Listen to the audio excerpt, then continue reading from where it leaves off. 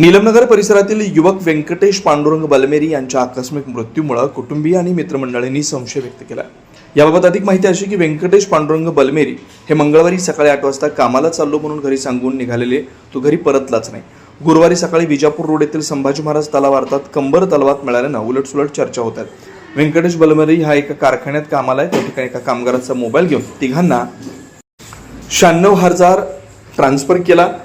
कारखान्यातून बाहेर आल्यानंतर त्यांनी ज्यांना मोबाईलमध्ये पैसे ट्रान्सफर केले त्यांना रक्कम पाठवण्यास सांगितलं। असं सांगितल्यावर त्यांनी पैसे परत पाठवून देण्याचं वचन दिलं। दरम्यान ही गोष्ट मालकाला कळाल्यानंतर त्यांनी व्यंकटेश बलमेरी यांच्या आईवडिलांना बोलावून घेतलं आणि झाल्या प्रकारची माहिती दिली।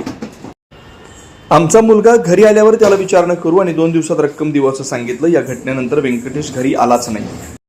मित्र व परिवारातील सदस्यांनी सर्वत्र शोधाशोध केली। मंगळवारी सायंकाळच्या सुमारास त्यांची गाडी आणि मोबाईल कंबर तलाव या ठिकाणी मिळून आल्यानं चिंतेचं वातावरण पसरलं। या संदर्भात सदर बाजार पोलीस ठाण्यात याबाबत तक्रार दाखल करण्यात आली। दरम्यान गुरुवारी सकाळी कंबर तलावात व्यंकटेशचा मृतदेह आढळला। या घटनेनंतर वडील पांडुरंग आणि मित्र परिवारांनी व्यंकटेशला कोणी धमकी दिली का किंवा त्याचा घातपात झालाय का याची चौकशी करावी अशी मागणी करण्यात आली। याबाबत अधिक तपास पोलीस करतात। घरातून निघाले 8 वाजता कारखान्याला जाता म्हणून सांगून गेले। त्यानंतर 10 वाजता आम्हाला माहिती पडलं। मालक तिथे बोलले आम्ही गेलो पैसे देऊ 2 दिवसात आमचा मुलगा भेटू दे 2 दिवसात देतो म्हणलं। एवढं सांगितलं। त्याने काय दमदाटी दिले काय ते ऑफिसर ते मोठे साहेब ते ऑफिसरमध्ये ते काय आम्हाला माहिती नाही। ते मोठं ते दमदाटीमुळं त्याने एवढं झालं। ते कारखान्यात पैसे काय गेले म्हणा मोबाईलमधनं। आम्ही म्हणलं आमचा मुलगा येऊ द्या 2 दिवसात देतो। किती गेलं ना आमचा मुलगा आल्यावर 2 दिवसात 2 दिवस होईल 3 दिवस होईल देतो म्हणलं। सीता ते पैसे कोणाकडून घेतले ते आपलं ते मोबाईलमधनं गेलं म्हणून मला सांगितलं। आमचं जेवढं जमलं तर मालक तर काय दमदाटी दिलं काय की तेवढंच माहिती। शेवटचं मला आम्हाला मालक बोलून आम्ही गेला मालकाबरोबर गेला। आम्ही म्हणलं आमचा मुलगा येऊ दे मुलगा आल्यावर विचारून पैसे आम्ही 2 दिवसात तुम्हाला देऊ आम्ही एवढं बोललो होता मालक मार्केटिंगचे मुलाशी मुलाची आमच्या मुलाची त्या दिवशी पोचामा करायला लागला होता। पोचामा केल्यावर त्यांनी जेवला नाही काय नाही तसंच गेल्यावरती मी म्हणलं नाश्ता करून जा देवदेव येताना नाश्ता करून जा म्हणलं। नाश्ता करून जातं मी येत नाही कारखान्याला चाललो म्हणलं। कारखान्याला गेलं तर नंतर आम्ही माझ्याकडे बॅलन्स नसलं तर आम्ही व्यंकटेश बॅलन्स बघा त्यांच्या मम्मी मम्मी माझ्याकडे काय नाही सगळं अकाउंटमध्ये पैसे सगळे हे गेले। मी आज काय राहतो की मरतो की मला सांगत नाही एवढं बोलला आहे। आमचं जावाला म्हणलं आहे भाऊजी मी काय हे करत नाही बापाला मुलगाला आईला चांगला बघून घेऊ म्हणून एवढं म्हणलं। व्यंकटेश पांडुरंग बलमेरी सकाळी परवा दिवशी मंगळवारी सकाळी गेलेला 8 वाजता घरातनं गेलेला कामाला जातो म्हणून गेले।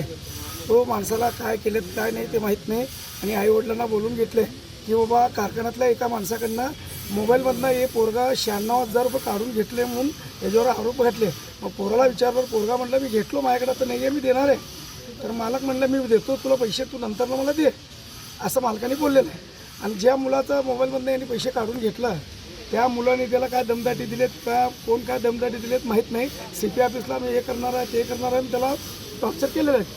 आणि ज्या दिवशी आम्ही हुडकायला गेलो संध्याकाळी 6 वाजता मंगळवारी मग कंबर तलावापाशी त्याची गाडी आहे आणि रेल्वे पटरीच्या बाजूला आम्ही हुडकत गेलो। रात्री काय भेटलं नाही मग जाऊन मी सदर बाजार पोलीस चौकीत कंप्लेंट दिलेलं आहे आणि कंप्लेंट दिल्यावर लगेच लोकेशन घातले की आम्ही बरोबर ते जागेवर गेलो। मोबाईल भेटला पॉकेट भेटलं आहे। मग आम्हाला संशय आला की बाबा पोरगा मेला असेल किंवा त्यांनी लोक म्हणत होते नाही असं करत नाही तसं करत नाही हे पैशाचा विषय आहे। आणि त्यामुळे लोकांनी काय दमदाटी दिली ते आम्हाला माहीत नाही। आम्ही स्वतःहून मी जाऊन त्यांना म्हणलो उद्या आपण कंप्लेंट देऊ त्यांनी म्हणाल ते मालकाने म्हणलं म्हणा कंप्लेंट देऊ नका 24 तास नंतर द्या। मी म्हणलो कोण कुठला पोलीस सांगितलं मला सांग म्हणलो। तसं काय नसतं म्हणलो मी जाऊन लगेच कंप्लेंट दिली। पोलीस सगळं त्यांचं विचारपूस केले तर विचारपूस करून लगेच आमच्यासोबत डिपार्टमेंटला पाठवलेत आणि तात्काळ जागेवर जाऊन ते सगळं मोबाईल वगैरे सगळे आणून चौकीत जमा केलं, गाडी बी जमा केलं. आणि त्याचा कोणाचा दमदाटी आहे आम्हाला माहीत नाही आहे. त्यांनी त्याच्यामुळं ना त्यांच्या कारखान्यातले काय तर किस्सा आहे पैशाची, आणि ते मोबाईलमधून पैसे काढून घेतल्याबद्दल कॉल रेकॉर्डमधून त्यांनी पैसे काढून घेतले म्हणून याला दमदाटी केलं की काय केलं ती सिटी ऑफिस म्हणून त्याला दम दिलेला आहे. आणि तो पोरगा तसं मरणारा पोरगा नाही आहे. तिवाडी अन्नपूर्णा स्वीट्स अँड नमकीन सिन्स 1981, वर्षानुवर्षाचा टेस्ट रेकॉर्ड. साजूक तुपातील अस्सल मिठाईचा स्वाद, चोखंदळ ग्राहकांची गेल्या 4 दशकांपासूनची पहिली पसंती. तिवाडी अन्नपूर्णा स्वीट्स अँड नमकीन.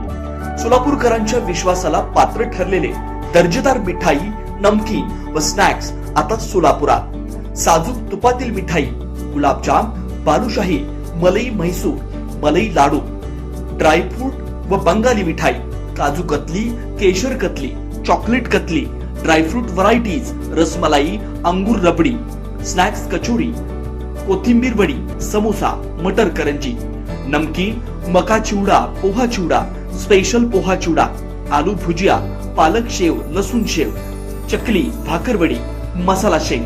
विशेष आकर्षण, चतुर्थीसाठी साजूक तुपातील उकडीचे मोदक उपलब्ध. ऑर्डर स्वीकारल्या जातील. तिवाडी अन्नपूर्णा स्वीट्स अँड नमकीन. विश्वास, गुणवत्ता, चव. एकदा चाखाल पुन्हा पुन्हा याल.